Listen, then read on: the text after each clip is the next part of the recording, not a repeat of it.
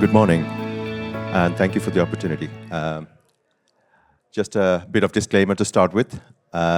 This talk was originally supposed to be presented by Shengyu Duan, who's told me at the very last minute that the visa appointment he had for the US Embassy is in June, which is way past the time for this symposium. But this talk will pretty much follow on from the first talk Tausif did on Monday, or is it on Tuesday, on tsetlin machine. So I'm not going to do yet another tutorial on tsetlin machine. This is a new machine learning ecosystem that we're building in Newcastle. Let's talk through a more embedded systems orientated work. So again, a bit of marketing. I come from Newcastle University. It's in the beautiful northeast part of England. It's probably the largest city in the entire northeast of England. We have a beautiful campus, as you can see. You're welcome to visit anytime. We have a history over the last 35 plus years. We have a history of working with asynchronous computing, as well as new self-aware, self-managed circuits and systems. So that kind of strength led to a few strands of research and research outcomes. For example, we developed a few design automation tools with the likes of, let's say, Warcraft, which is now adopted by a few big industries out there. We also have several benches of ICs that we have designed following the principles of tsetlin machine, which is a new tsetlin machine. I can also break the news that just last week we released the results of our third microchip, which is also a tsetlin machine result, which can do 8 nanojoules per frame for MNIST hand recognition, hand character recognition, which I think is, to my knowledge, is probably the lowest ever recorded in published literature. So I'm going to carry on. So in the next few minutes, I'll be talking through some ideas about tsetlin machine, again, complementing what Tausif spoke about. And then I'll talk about some interesting opportunities that you can pick up from tsetlin machine, exploiting sparsity. Sparsity is a great characteristic for many machine learning algorithms. That includes neural networks and also other types of algorithms as well. So one of the reasons I personally got interested in tsetlin machine, again, a little bit of history about tsetlin machine. Tsetlin machine got invented in only 2018, November 2018, but it's not actually that new. If you go back to the history of the name itself, tsetlin, Mikhail Tsetlin is the mathematician and also the cybernetic engineer in the 1960s who invented the principles of learning automata. It was famously called as the tsetlin automata. He was also, at that point, called as the father of new type of logical machine learning. But unfortunately, after his short life, there was a gap of research in very many forms.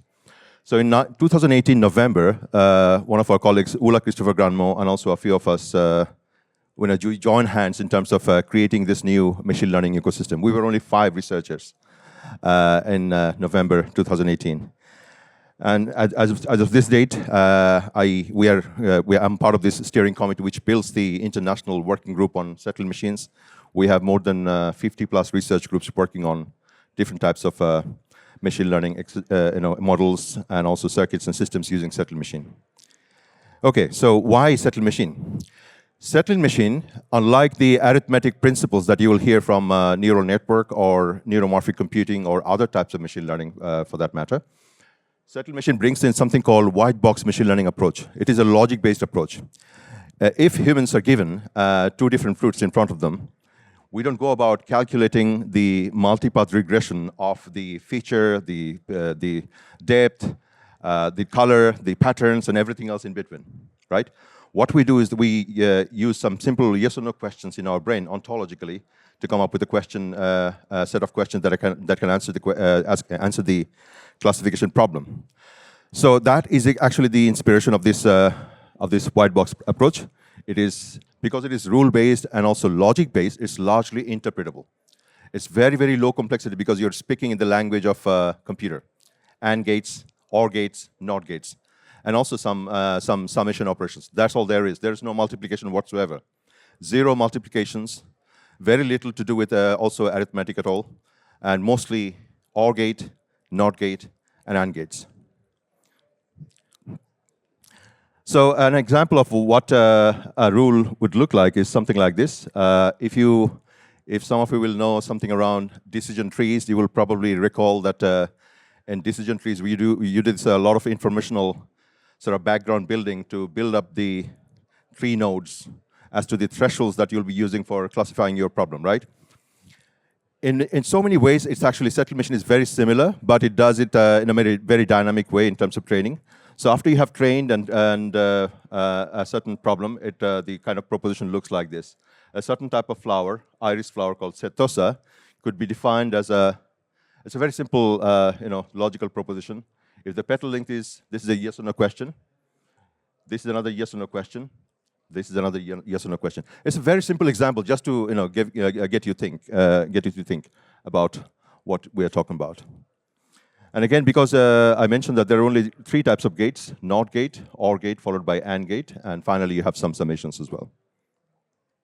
Now, again, a little bit of tutorial. Again, I don't want to do a lot of tutorial because Tausif has done a good job in terms of creating an understanding or helping with the understanding. So what we do is that in order to create that Boolean logic-based interpretable logic patterns, the first thing you need to do is you need to extract the yes or no questions from the data. And that process is called Booleanization. So you create Boolean questions, yes or no questions. How do you do that? Let's say you have raw samples, data samples, which come in the form of some floating point numbers. So what you will do is you will put them into some kind of you can actually use the raw form of the binary as well. For example, the representation of those floating point numbers in raw binary forms. Or if you want it to be a bit more minimal, what you could do is you could do something like quantile binning. What it means is by saying that, okay, you decide how many bins you want your data to fall into, the raw data.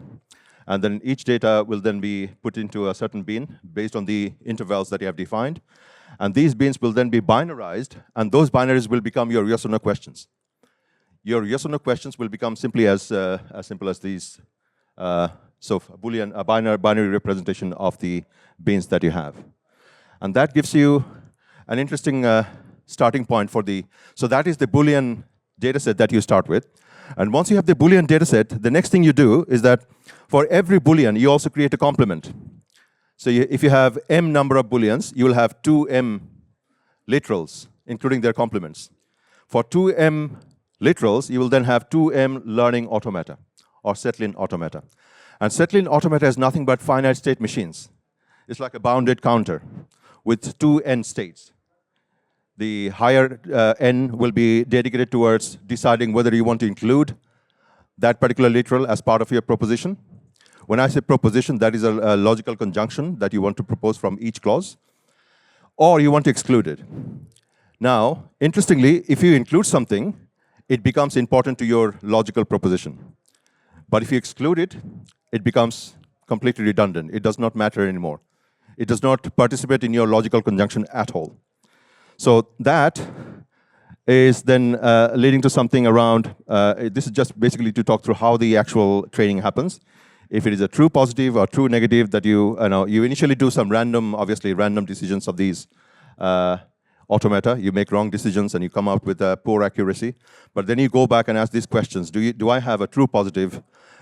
Based on the decisions made by this particular clause, the composition of these ones will be called a clause. Does this clause contribute to a true positive outcome or true negative outcome? If it does, then you keep making the moves in the right direction because you're making the right moves, right? And if you don't, if you go for the false negative, then you go and start denying the patterns in the other way around. Or if you go for the false positive, then you have a separate type of feedback which allows you to modify the incorrect clause outputs from one particular output to the other. For example, if you originally had 1, you'll have to do a team of automata will have to be changed in order to make sure that your output is changed from 1 to 0. So this is really the internal working principle. Once you have all the clauses, so basically one clause is like one screenshot of the proposition. But if you have 100 clauses, 100 of these will pick up the random propositions independently in parallel, right? Now, one of the beautiful properties I want you to look at quickly is that as you have the parallel data thrown at the team of automata for each clause, independently also with the other clauses being completely parallel to them. So basically the same data gets fed into so many clauses in parallel. All of them start to create their own logical patterns. And they will then start to agree on one point, which is called the class summing point. Some of them will say, I want to propose for a certain class. Some of them will say, I want to oppose the definition of a certain class. This is where the binary nature of tsetlin machine comes in.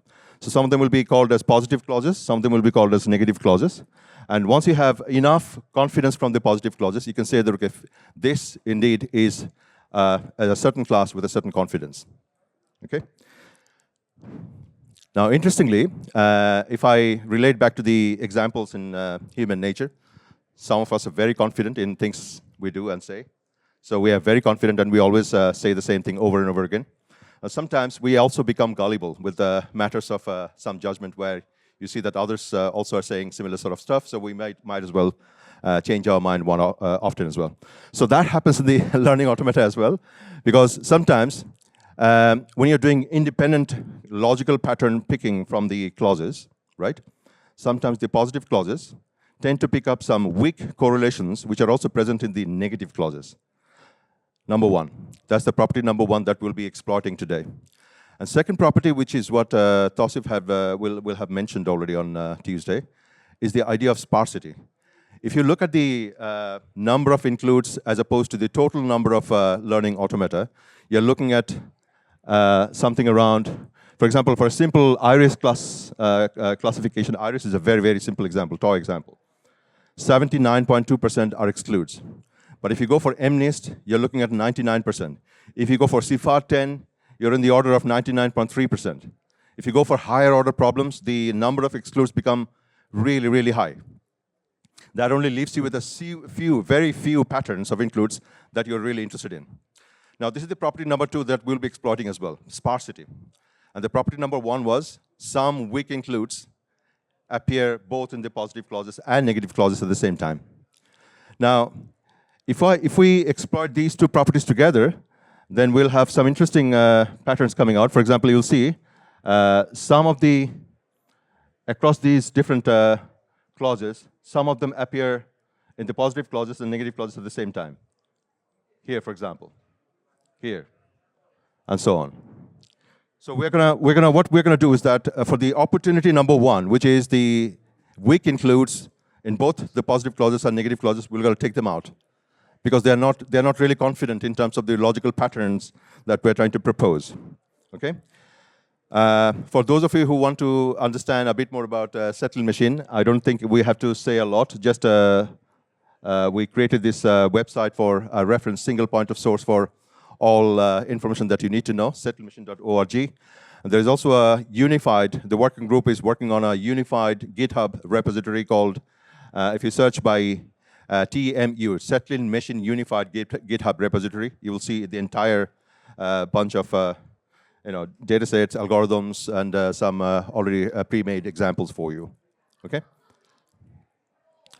So one of the other things I did not talk about today is the idea that because you do logical propositions, you're naturally interpretable. And that's really interesting as a property because one of the things I've seen across the 3 days, by the way, I really enjoyed this. This is the first time I came to this symposium. What I really liked is that there is a lot of practical application-driven focus, industry focus, some really interesting demos. I would have liked to see a bit more explainability aspects because this is something that is emerging as an important topic.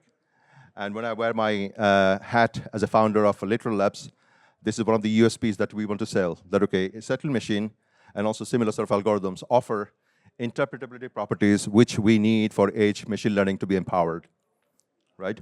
So let's look at the pattern of logics. If I do the aggregation of all logical patterns across all clauses, this is the shape of 2. I'm sorry, I don't think you can see it very well, but if this is the shape of 2 for all positive clauses, if you aggregate them all together, you will probably see that there is a nice little white a gap of some earmarking in the middle, nice little 2 pattern coming across all the 2's that you have written. There are so many different types of 2's in MNIST. This is just an example. But if you take the negative clauses altogether, you will see that all the other characters, all the other numerical characters, starting from 1 to 1, 3, 4, 5, and all that, they will create another pattern. And that pattern is not similar to this one at all. They are very different. However, some of the patterns over here, because of the weak propositions that we talked about, weak includes that we talked about, some of them in the positive clauses will also be included in the negative clauses because they are gullible. They're not confident. So that leads to an interesting proposition that we can now take them out. This is exactly what we did. We independently went for class by class, looking at the weak includes. We took them out. We also exploited the sparsity properties by having only the chain of includes that matter for your logical proposition. Okay? So I now took out 99% of my excludes, leaving with only 1% of my model size. Secondly, I also took about 50% of them, which are weak includes, leaving with another half of the original model size. And that has an impact. Have a look. The thing is that sometimes those gullible logical patterns are important. I'll tell you why. Because if you're doing a voting exercise, sometimes the people who want to go for votes, they want to actually court the weak voters as their, or less confident voters as their possible voters, because they know that strong voters will not change their mind.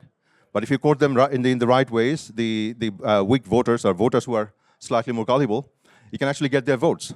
So that is what happens with the tsetlin automata as well. Because the stochastic nature of how the reinforcement happens, you have the includes happening in both pathways, and thereby, if I remove them, what happens is that sometimes we lose the ability to oppose, for example. I wanted to oppose something because you have taken me out. I cannot oppose it strongly enough. So that impact is seen as a loss of accuracy, but that loss of accuracy is around, let's say, 0.8% loss for something like an MNIST. And if you go around looking at the results, you will see that the accuracy is pretty much in the same ballpark, but the accuracy drops by only 0.8%. But look at the reduction in model size. This is just for MNIST. But if you go for higher order machine learning problems, the model size reduction is much higher as well. Okay. Now let's look at some quantitative comparisons with other machine learning. The slide transition is not happening for some reason. Okay, now it's working. Okay. So what Shengyu and the team did is that we went through a few TinyML machine learning problems. Pointed that way, yeah? Okay, right. So, so we did the exercise of understanding how the new type of sparsity exploitation with the discarding of weak includes act in terms of the accuracy changes. As you can see, across the 7 different data sets, the accuracy changes of the order of, let's say, 2.97% or 3.38%. It really depends on the size and also the internal logical principles of the logical proposition that you're proposing. So yeah, you're looking at something like 3.38% max. And what are we getting in terms of we're losing some accuracy because of the discarding of the includes, but in terms of the other algorithms, let's look at the accuracy loss with relation to the other algorithms. If you look at the random forest, binary neural networks, and also the traditional tsetlin machine implementation that we have, you can see that across the board, the accuracy is very, very comparable to some of the BNN implementations and even the vanilla tsetlin machine implementations, but you are significantly faster. Look at the inference time, almost 10x lower compared to some of the BNN implementations. And the memory footprint is significantly small as well compared to the BNN implementations. BNNs are basically binarized neural networks. They're supposed to be the lowest complexity neural network implementations you will see out there. Okay? And then, of course, the results which are not included here, if you reduce latency and if you also reduce the memory footprint, that has a direct impact on your energy efficiency. we saw in the order of 20x energy efficiency on the SD micro platforms across the different benchmarks as well. So this is an embedded systems exercise that went really well, and we want to design a new type of IC around this as well. So that is the next aim. Thank you very much for listening. Thank you.